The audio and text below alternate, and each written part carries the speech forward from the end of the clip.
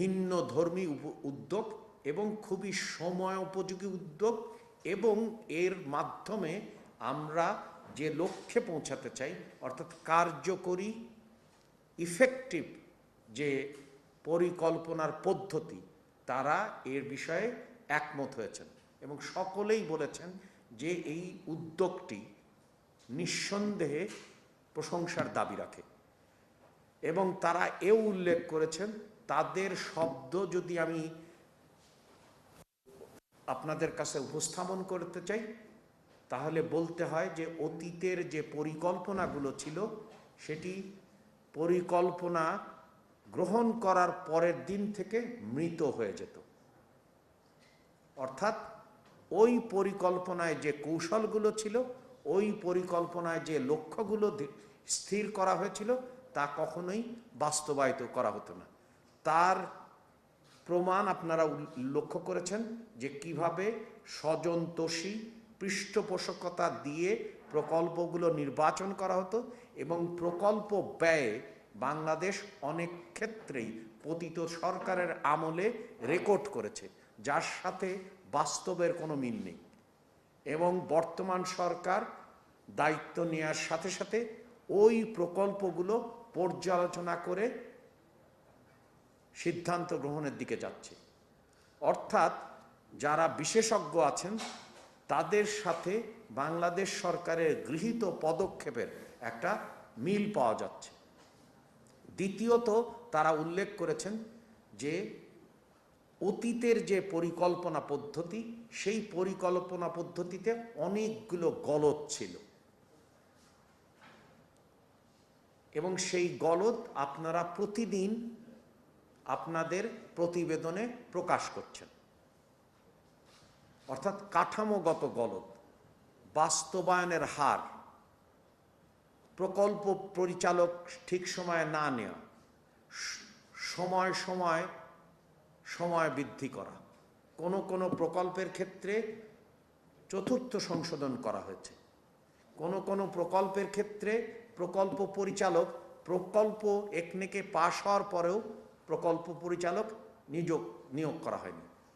তারা উল্লেখ করেছেন যে আমরা এখানে বাস্তব ভিত্তিক এবং কার্যকরী পরিকল্পনা দলিল তৈরি করতে চাই বলে আমাদের এখানে কয়েকটি বিষয় উল্লেখ করা হয়েছে অধ্যায় আকারে। এটা একটা বড় ধরনের সংস্কার এবং বাংলাদেশের পরিকল্পনা প্রণয়নের ইতিহাসে নিঃসন্দেহে মাইল ফলক। কারণ আপনারা আপনাদের বিভিন্ন প্রতিবেদনে উল্লেখ করেছেন, অর্থাৎ আমরা এখানে কতকগুলো অধ্যায় সন্নিবেশিত করেছি যে বাস্তবায়ন পদ্ধতির কি ধরনের সংস্কার দরকার।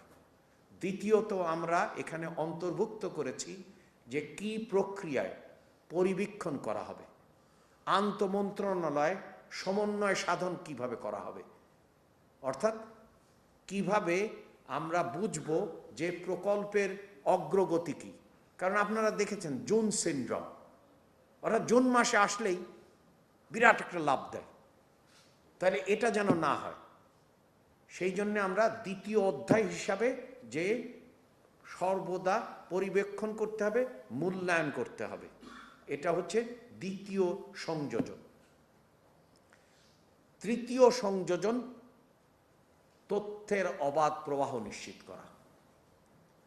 তথ্যের যে গোজামিলের সংস্কৃতি ছিল এবং কখনোই কাউকে তথ্য দেওয়া হতো না, কারণ তথ্য যদি সেটা বাংলাদেশ পরিসংখ্যান ব্যুরো হোক বা অন্য প্রতিষ্ঠানের তথ্য যদি দেওয়া হয় তাহলে বিশ্ববিদ্যালয়ের ছাত্র, শিক্ষক, গবেষক সবাই কিন্তু জানবেন এবং তারা গবেষণা করে দেখাতে পারেন আসলে সরকার যে দাবি করছে তার সাথে ওই প্রকল্পের যে উদ্দিষ্ট লক্ষ্য ছিল তার কি কোনো মিল আছে। চতুর্থত, আমরা যেটা করছি এই পুরো প্রক্রিয়া, অর্থাৎ এই যে পুরো প্রক্রিয়া সেটাকে আমরা বলি প্রোগ্রামিং, যে কিভাবে প্রকল্প নির্বাচন করা হবে, প্রকল্প কোন ভিত্তিতে নির্বাচিত হবে, জনরায়ের সাথে তার সম্পর্ক কি, না প্রকল্পগুলো পৃষ্ঠপোষকতা বন্টন করার জন্য কিনা? এটা একটা বড় রকমের প্রশ্ন। সেই জন্য আমরা পুরো প্রোগ্রামিং পর্যায়কে আমরা নতুন করে ঢেলে সাজাতে চাই, যাতে করে বাস্তবায়নের হার নিশ্চিত করা যায় এবং সবচেয়ে বড় কথা, করের আয়ে এই প্রকল্পগুলো নেওয়া হয়। কারণ জনগণ দেখতে চায় যে তার করের টাকা কি কি খাতে ব্যয় হচ্ছে, এবং জনগণ এও দেখতে চায় এবং সরকারকে জবাবদিহি করতে চায়। সে কারণে আমরা তথ্যের অবাধ প্রবাহ নিশ্চিত করতে চাই, যাতে করে সেও তার মতো করে একটা সিদ্ধান্তে উপনীত হতে পারে এবং জবাবদিহিতা নিশ্চিত হয়, আইনের শাসন নিশ্চিত হয়। অর্থাৎ রাষ্ট্র ব্যবস্থার যে আমূল সংস্কার করা দরকার এবং রাষ্ট্রীয় সক্ষমতা বাড়ানো দরকার, সেইটারই কিন্তু প্রতিফলন।